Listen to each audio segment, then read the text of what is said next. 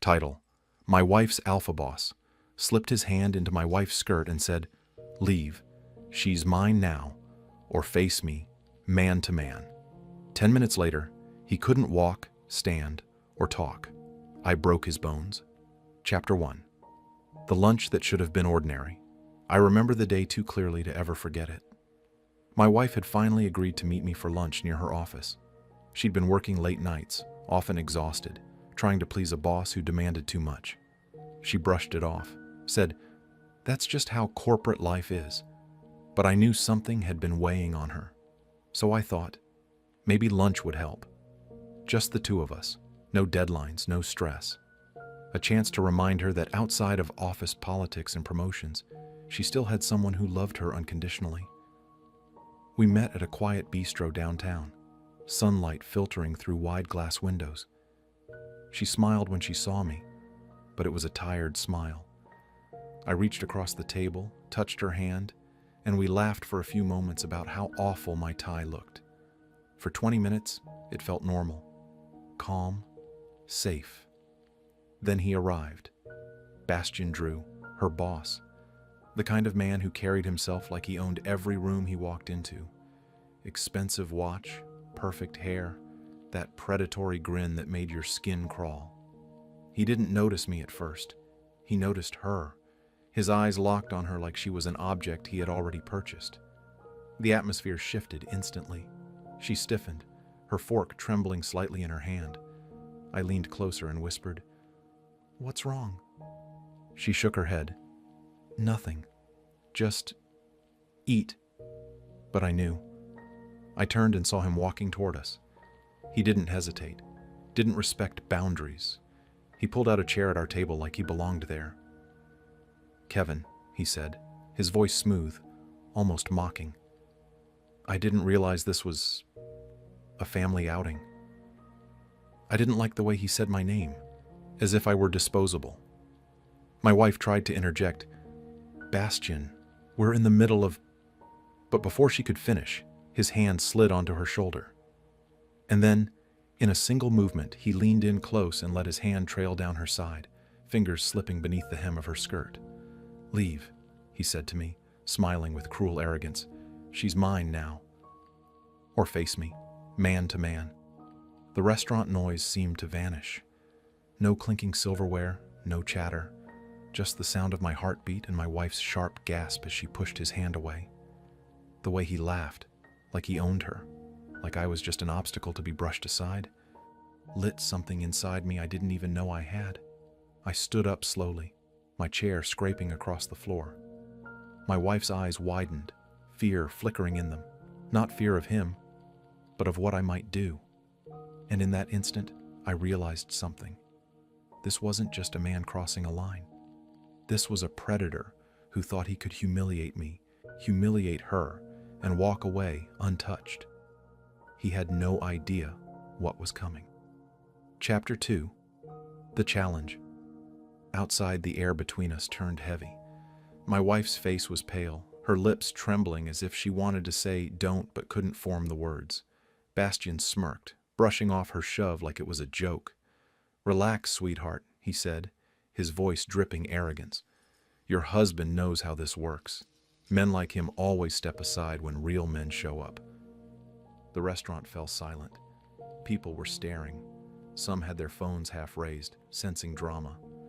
I leaned forward, my voice steady. "Take your hand off her and walk away." He chuckled. "Or what? You'll sue me? Write a strongly worded letter?" "No, Kevin. If you want to prove yourself, step outside." Man to man, he wanted an audience. He wanted to humiliate me publicly. But the truth was, he'd already crossed the line the second he touched her. There was no backing down. I nodded once. "Outside, then." My wife grabbed my arm. "Kevin, please, don't." I looked at her, then at him. "I have to." We stepped out into the crisp afternoon air, the restaurant crowd pressing against the windows. A few brave souls followed to the sidewalk, phones recording. Bastian loosened his tie like this was a performance, rolling his shoulders theatrically. "Last chance," he said, smirking. "Leave her, or I'll take her from you right here." That was it. That was the spark that lit the powder keg. He lunged first, swinging wild, expecting me to back down. But arrogance makes men sloppy. I blocked, pivoted, and drove my fist into his ribs. The crack was sharp, clean. He stumbled back, eyes wide, the smirk fading into something I'd been waiting to see all along. Fear. "Still want to play alpha?" I growled. He swung again, slower this time. I ducked, grabbed his arm, twisted hard until his shoulder popped. His scream cut through the air, drawing gasps from the crowd. 10 minutes. That's all it took. 10 minutes of strikes, locks, and calculated rage until Bastion Drew, Mr. Untouchable, Mr. Power, was a heap on the pavement.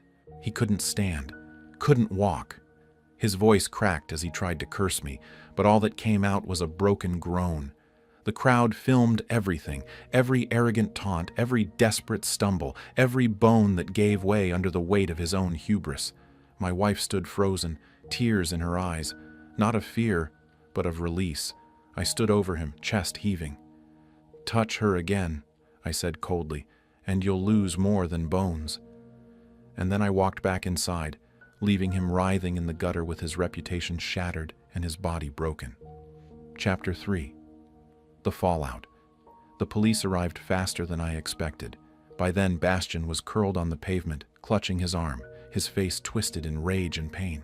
A couple of bystanders were already giving statements to the officers, shoving their phones forward, replaying footage they'd just recorded. "Sir, step back," one officer ordered me. His hand hovered near his holster. I raised my palm slowly.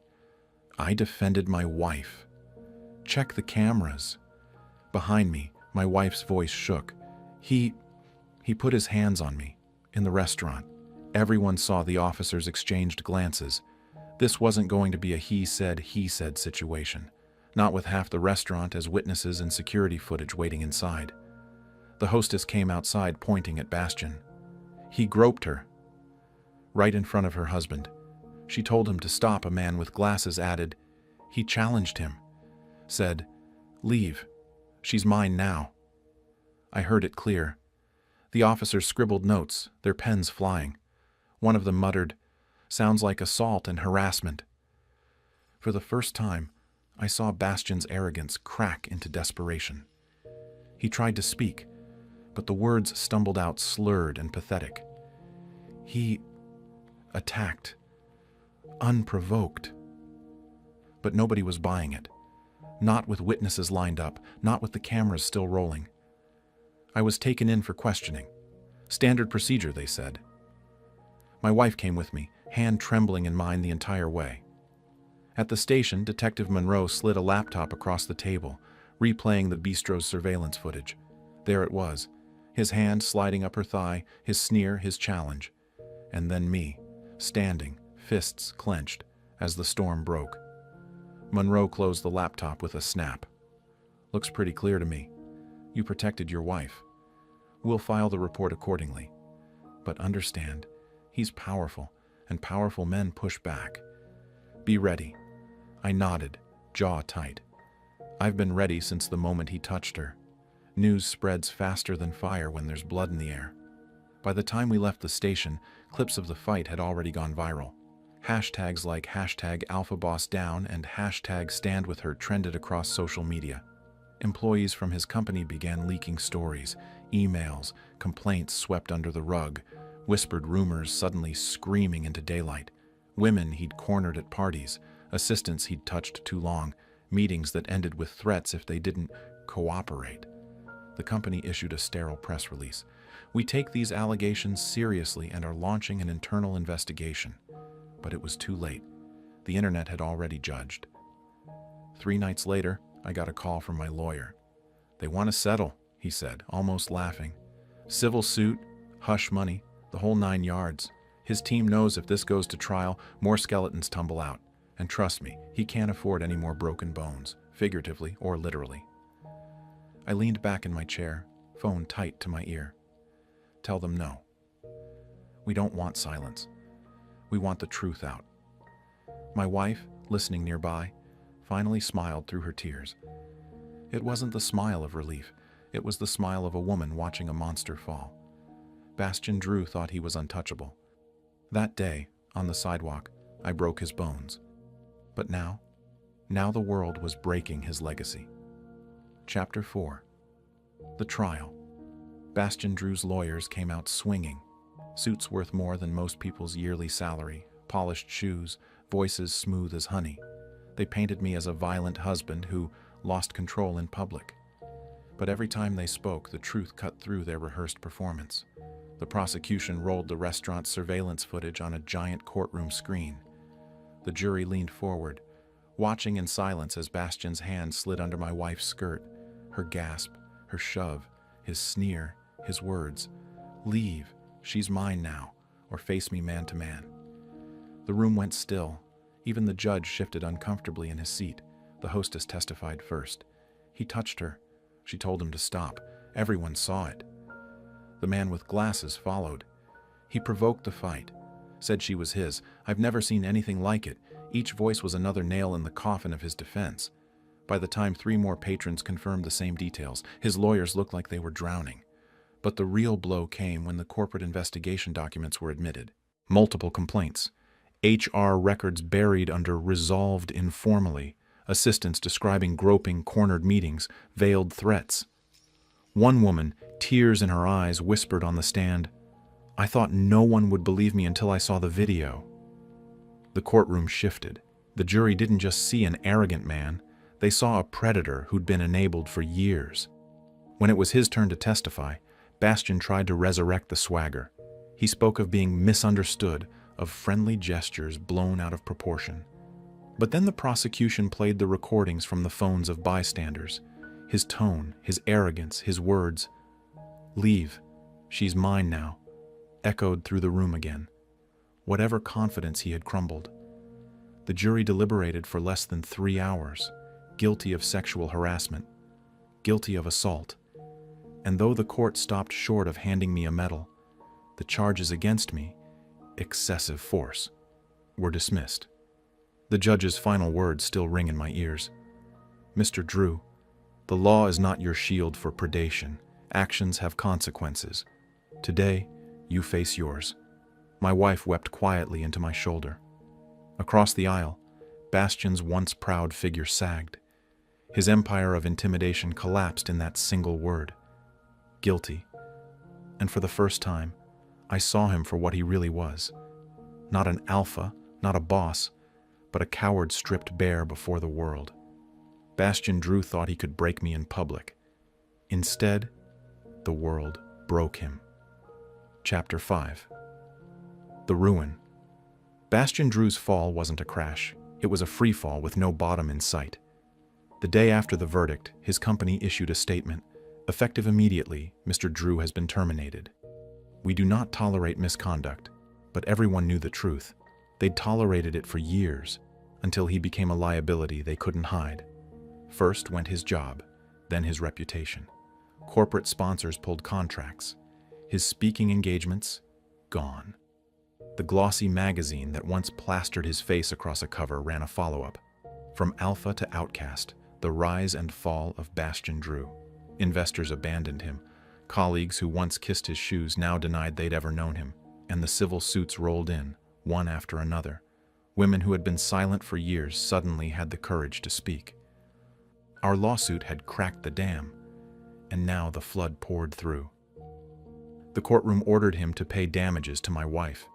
It wasn't just money, it was acknowledgement. An official stamp that said, "Yes, this happened. Yes, it was wrong. But our case was just the beginning." Each new lawsuit drained his accounts. The offshore assets he thought were safe were frozen under investigation. The man who once bragged about his penthouse, his imported car, his tailored suits, was forced to sell everything to cover mounting legal fees. By the end of the year, he wasn't living in luxury. He was renting a 1-bedroom apartment, dodging reporters, hiding behind sunglasses like a cornered animal. But perhaps the worst wound wasn't financial. It was social. The same men who once called him alpha now laughed behind his back. The women he preyed on, finally free of fear, stood tall while he shrank into the shadows. His name had become poison. No one wanted to be seen with him. No one wanted to risk the stain of association. The world he once controlled turned its back. My wife and I walked through the aftermath with quiet dignity. It wasn't about revenge anymore. It was about healing. The nightmares eased. The tremor in her hands slowly faded. She began to smile again. Real smiles. The kind that crinkled her eyes and lit up the room. One evening, she said softly, "You didn't just protect me that day. You gave me my voice back." And in that moment, I realized the true victory wasn't breaking his bones. It was breaking his illusion of power. Bastian Drew had once told me, "She's mine now." But now the truth was undeniable. She was never his to take, and the only thing that truly belonged to him was ruin. Chapter 6. The Quiet Victory. Months passed. The noise of the trial and headlines faded into the background of the city's endless news cycle. New scandals took over. But for us, life slowly found a new rhythm. My wife no longer walked into her office carrying the weight of fear. Bastian Drew's name, once a daily reminder of intimidation, became nothing more than a bad memory whispered about in HR files and news archives. She transferred to another department, this time under a manager who respected her talent instead of exploiting her vulnerability. Watching her thrive again, watching her come home with laughter instead of tears, was the sweetest victory. I didn't emerge unscathed. The fight left its mark on me, not just in the ache of my hands or the caution in my step, but in my understanding of how fragile dignity can be. People stopped me sometimes, at the grocery store, at the gas station. "Saw what you did," they'd whisper. "Good on you." But it wasn't pride that stayed with me. It was clarity. I hadn't just fought a man. I had stood against a predator who believed no one would ever stop him. And in doing so, I realized there comes a point where silence is complicity. I heard pieces of his downfall through the grapevine. The lawsuits dragged on. His fortune crumbled. Former allies refused to testify for him. His once feared voice was absent from every boardroom, every conference, every stage. The man who had declared himself alpha now existed in whispers of pity. His roar had been reduced to silence. One night, sitting by the fire, my wife asked me, "Do you regret it, breaking him that way?" I thought about it, long and hard. Then I shook my head. "I don't regret protecting you," I said. "And I don't regret ending his illusion that he could take whatever he wanted. Sometimes people like him only learn when they're forced to feel powerless." She leaned her head on my shoulder and whispered, "Then you taught him." It wasn't his broken bones that mattered in the end. It was the broken cycle, the end of his reign of intimidation. He would never grope another woman at a restaurant. He would never smirk his way out of accountability again. That was the real revenge, and as I held my wife's hand, warm and steady in mine, I understood something deeper. Justice isn't always handed down by courts. Sometimes it begins the moment you decide enough is enough. Epilogue. When power meets consequence. They say revenge is hollow, that breaking someone only leaves you empty. But they don't talk about the kind of revenge that isn't fueled by rage but by necessity, by love, by dignity, by survival. Bastian Drew thought he was untouchable. He thought money, status, and arrogance made him a god. He thought my wife was just another possession he could claim, and I was just another man too afraid to fight back. But in 10 minutes, he learned the lesson he'd spent his whole life avoiding. Power without respect is paper thin. One strike, one fracture, and it crumbles. He lost everything: his career, his fortune, his reputation. His name, once a badge of intimidation, became a warning. His fall was the story others whispered about in boardrooms. Don't end up like him. He thought he broke women down. He thought he broke men with fear. But in the end, it was his own arrogance that broke him. We gained more than peace. We gained freedom. My wife no longer walks with her shoulders hunched, no longer flinches at shadows. She laughs again. She dreams again. She is no one's possession. And me? I carry the memory of that day like a scar, but not one I regret. It reminds me that love is not just about flowers and promises. It's about standing up when someone tries to rip away your family, your dignity, your humanity. Revenge isn't always about violence.